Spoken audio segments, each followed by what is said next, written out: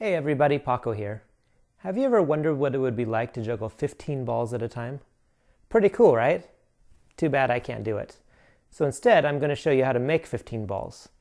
This is a technique that I modified off of Jeremy Schaefer Variety's gami balls. I call this the Sagami ball. It's a simpler version of his gami ball. So let's check it out.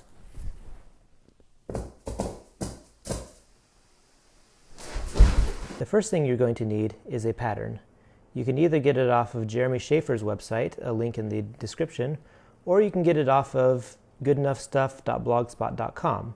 Now I do my pattern a little bit different than his. Mine is 6.5 inches wide, it's a square, but his are a little bit smaller, so depending on the size of hands you have, you might prefer one or the other. So the first thing you're going to need to do is cut out the outside of the square, like so. Then you take yourself a craft knife or an X-Acto knife, and you're going to cut out these tulip shapes.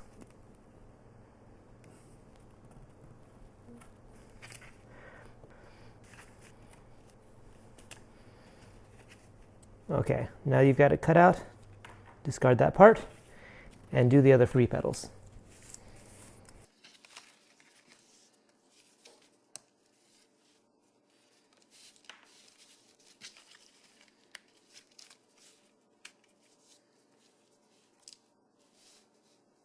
Okay, now you have the pattern that you'll need to actually make the balls. Now once you have this cut out, what you're going to want to do is now lay out a piece of fabric. I like to use fleece, but really you could use pretty much any kind of fabric you want. Go ahead and try and experiment. Then you lay your pattern over the top of the fleece, and then using a special magic marking pen I like to call a magic marker, you're going to now trace around the inside of the petals, if you want to call them those. Now you may notice I'm not being very exact. Close enough works. Okay, and then you also want to trace around the outside of the pattern.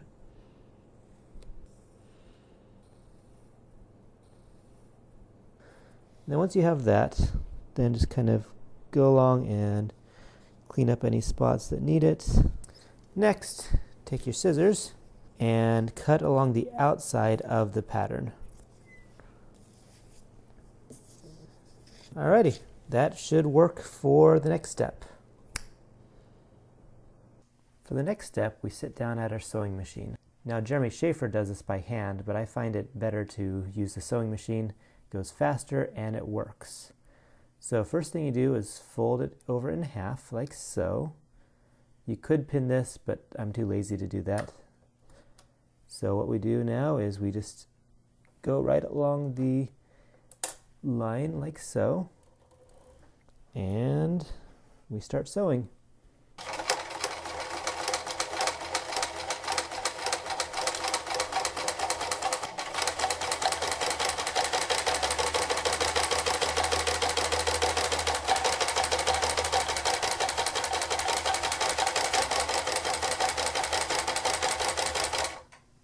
Now you probably noticed I wasn't that exact. Once again, good enough for me.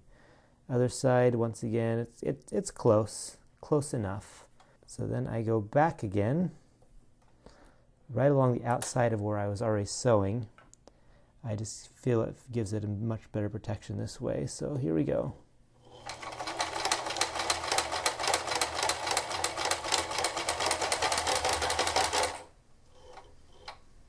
Okay, now we've got the 2 layers of stitching done, the inside layer and the outside layer.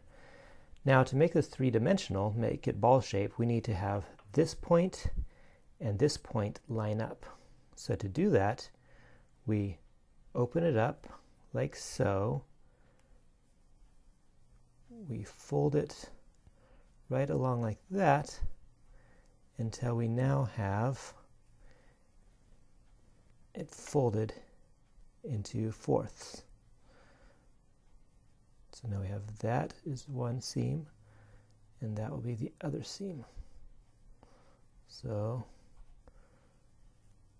we get it folded like that, stick it into the machine,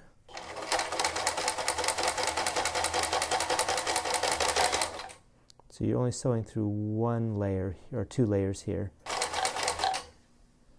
Okay. We're just going to keep following right along the line right here.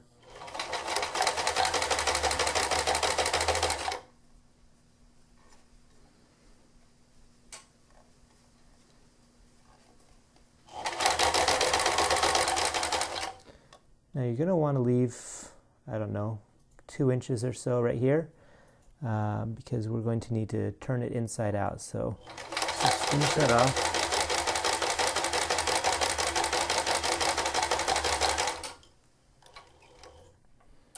And let's just flip it around and sew along a reinforcing line there too.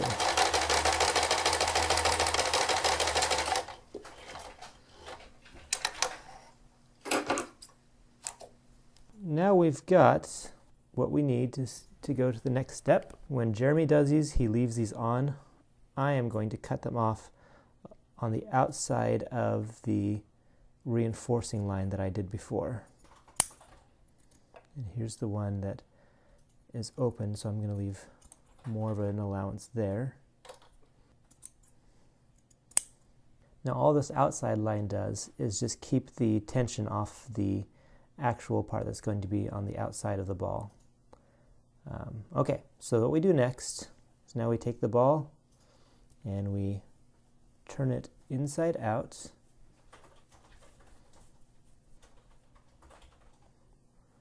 And essentially we have the shape of our juggling ball. It will get better once we fill it, I promise. For my next trick, we're going to fill the juggling ball. So to do that, we need measuring cup, a funnel, and some sort of filling.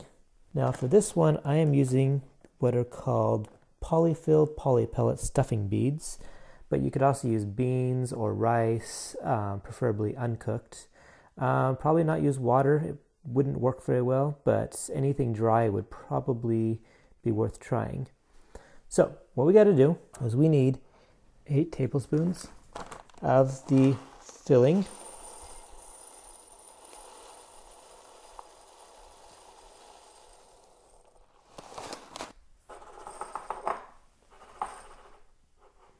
All right, close enough. I'm going to take the funnel, stick it inside the opening in the juggling ball. All right, that's good. And then we're going to start filling it. About halfway to start. Get all those in. And fill up the rest of the way. Now, it may not go in easily, but if you just jiggle it around, I promise you can get 8 ounces in there. All right, still misshapen, but that will get us going for the next step. Now for my next trick, we're going to sew this closed. So for that, you're going to need a needle and some thread, and of course the ball. So what we want to do is find the place where you finished sewing to, which is right about there, and bring the needle out so it comes about where that is on one of the sides. Pull the needle up, and then you're going to go in on the other side about the same place. Now, once you have that going in, you're going to come out a little bit further up, like so, basically in line with where you're trying to reach. Pull that through. Okay, and that is the beginning of it. And then you're going to come back to the other side again. This is where you can start tucking it in to see what you're trying to reach.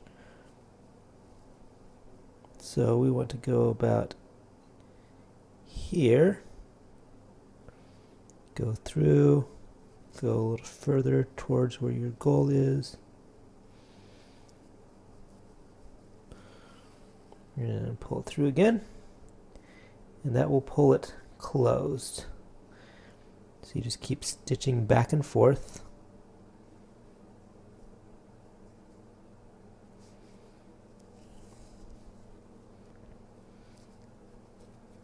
tucking it inwards.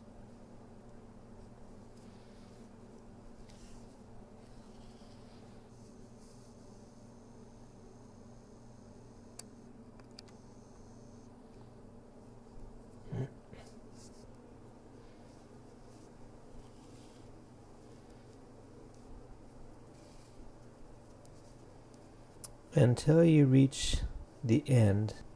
Then you just kind of go through a few times, go back in. This part's a little weaker, so you want to just kind of stitch it up some, reinforce the joint. Okay, and then to finish it off, you go one more loop.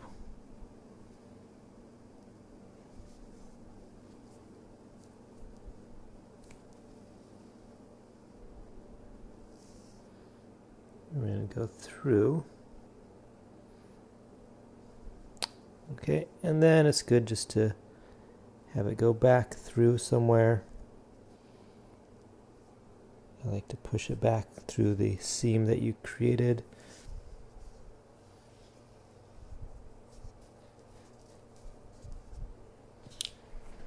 And then with a pair of scissors, just cut that off.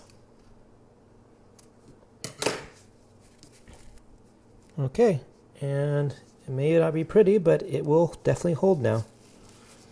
Now ideally you'd use a similar color thread to the juggling ball you're using. I was doing this for contrast, where you can see the stitches. That usually wouldn't be a problem though. But now you have yourself a juggling ball.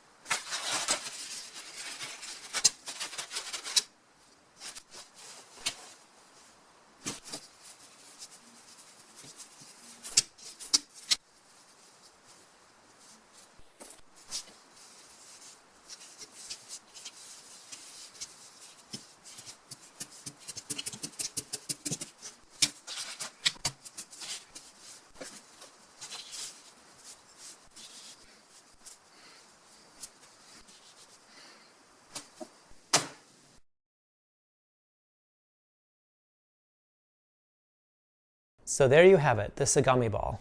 As always, leave comments, questions, complaints in the space below, and don't forget to keep throwing up.